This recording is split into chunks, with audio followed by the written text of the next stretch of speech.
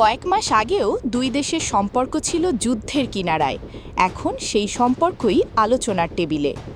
আর সেই কারণেই এসেছে এক বিস্ময়কর মন্তব্য। ট্রাম্প বলেছেন তিনি ইরানের সর্বোচ্চ নেতা মুজতবা খামেনির সঙ্গে দেখা করতে আপত্তি করবেন না, বরং এমন বৈঠক হলে সেটি তার জন্য সম্মানের বিষয় হবে।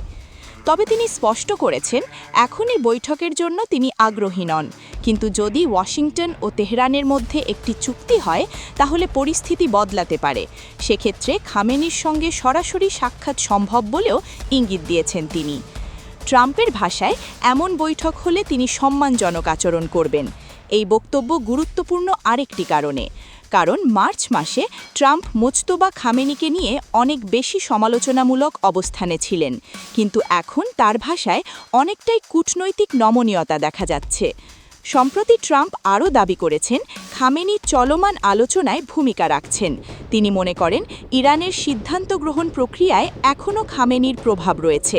সব মিলিয়ে বার্তাটা পরিষ্কার, যুদ্ধ, নিষেধাজ্ঞা আর উত্তেজনার মধ্যেও যুক্তরাষ্ট্র ও ইরানের মধ্যে যোগাযোগের পথ পুরোপুরি বন্ধ হয়নি, বরং সম্ভাব্য একটি চুক্তির দিকে তাকিয়ে দুই পক্ষই নতুন কূটনৈতিক দরজা খোলা রাখছে। রয়টার্স।